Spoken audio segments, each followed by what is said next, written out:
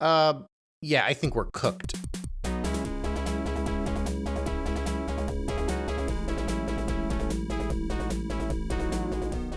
You guys remember how only a few years ago ChatGPT kind of became mainstream? And now there's a whole field of young professionals out there freaking out because they feel like they got a degree and they don't know what they're doing in the real world.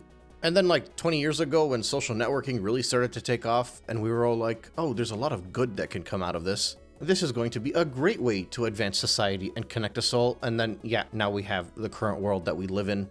Prior to that, the internets were taking off, and we were talking about how much that would advance society, and it really has. But it has also led us to the current world that we live in today. Now, I'm not trying to fearmonger, but I am afraid. I'm afraid that in a world where bots are already prevalent and can drastically shift public opinion, whether it's related to marketing of a product or even national elections, that the advancement of AI is drastically going to make that much more terrifying. And let's say you want to backpedal a little bit, you want to tone it down. Let's say already 1 minute into the video, you don't want me to jump straight into the sky is falling. Think about the content that you view. Or if you don't view mainstream stuff, think about the popular content that most people are watching. The stuff that ends up trending. How repetitive it's all starting to sound. How soulless it's all starting to feel. Have you ever listened to a review and felt like you were hearing the same exact thing from a different review using the same catchwords, the same descriptive expressions? Because I have. I've noticed it plenty of times. I've noticed it in reviews of games, retrospectives. I've noticed it on reviews for tech. I've noticed it on Reels on Instagram. I've noticed it on Shorts on YouTube. I've noticed it on TikTok. It's everywhere. On 3 separate occasions throughout my channel's lifespan, I decided to use AI to help me out. One time was for a thumbnail. It wasn't even that good, but it got the job done. Another time was for random pictures that depicted retro gamers that flashed on the screen for, I don't know, 10 seconds, for a video that was over an hour and a half long. And almost immediately, one of my commenters said that they loved the video, but suggested that I don't use AI art because it's off-putting, and I haven't used it since for any of my videos. And the other 2 times were to help me with scripts. I experimented with scripts for 2 videos, and both of those videos are my least favorite videos on my channel, and thankfully those videos were from before I got a regular string of viewers, because I know they would have been called out. And then in one of my more recent Mario videos, I used AI to help me with a plot summary. So it didn't write my whole script, it wrote like a 3-minute section where I was going through the plot summary of a Mario game. How intense is the plot? But I was short on time, I got desperate. I figured instead of looking up the plot summary on Wikipedia, I could just let the old robot help me out. And immediately somebody called it out. And I'm glad they did, because I got lazy and it reminded me that people are watching my content for whatever quality I can put out, not for whatever quality a robot can put out. And you notice these things. I've used AI a handful of times, not just for my channel, even in the real world. I haven't had really many reasons to use it. Like I think I one time wrote a letter to cancel a service. Although I have a funny one. One of my friends needed to send a letter to immigration and ask me to help with it, so I told him just ask ChatGPT, and that's what he did. He sent a letter to immigration using ChatGPT and just changed his name, and it was very easy. But that's besides the point. In my very limited experience with ChatGPT, specifically for this platform that I am currently speaking on, I've gotten to the point where I can recognize if somebody who's making a retrospective or a review video is using ChatGPT. And it happens more often than you think. And it's not always the large channels, it's not always the small channels. You see it across the board. And it's actually kind of funny because when I do find a channel that uses ChatGPT, I actually like to go through a handful of their videos to see how repetitive everything starts to sound. Now, in part, that could be because it's the same content creator, right? I'm sure if you click on one of my videos and you click on a handful of other ones, you'll hear similar talking points, similar verbiage. But the issue is when these descriptive words and these adjectives start to shift from channel to channel, that's when people start to feel that fatigue, that everything sounds the same, that all content is the same, that everything is just repeated, and what's the point in even living in this matrix of a society anymore? What's the point of scrolling through a social media app when one single reel goes viral and then hundreds of other ones also go viral because they're just doing the exact same joke over and over again? What's the point in going to school for a 4-year education when now people are using ChatGPT for essays, for exams, for homework, for personal statements, for job applications, for submittals, for letters of resignation, and even to light up condolence letters that they're sending to friends that lost a loved one.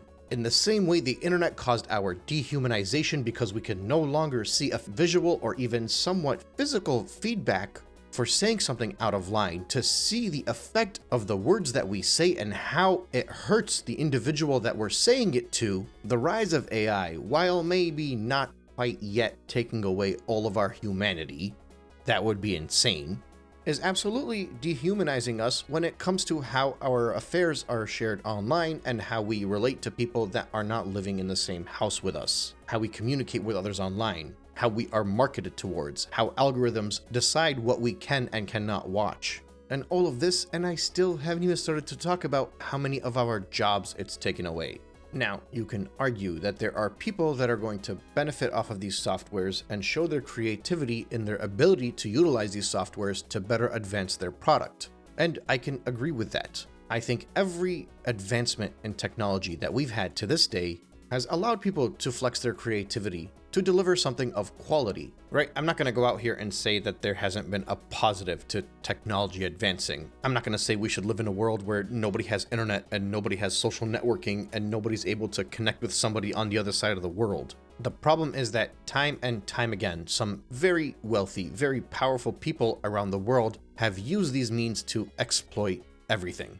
So while I can look at this new Google AI VO3 trailer that they're spreading out and think about all of the possibilities, right? All of the magnificent work of art that can be created. This new software that surely if somebody was to master, they can deliver some of the most immersive and breathtaking content that anybody has ever viewed. I also realize that this is probably going to somehow be a detriment to us. You have gaming companies coming out and saying they're not going to be using AI in any of their games, but until when? At which point are they going to be like, well, hang on a second.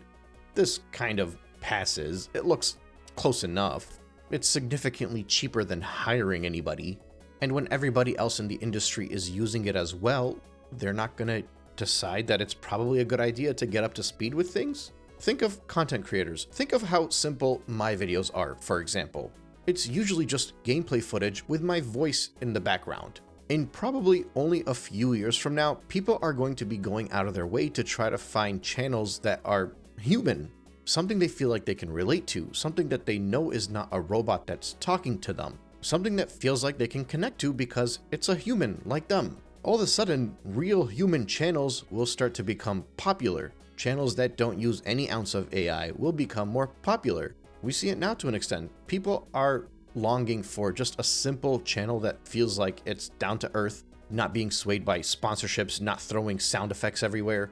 And again, these won't be the biggest channels, but there is a niche for it. And as the AI slowly takes over more and more of the YouTube field, people will want more of these types of channels.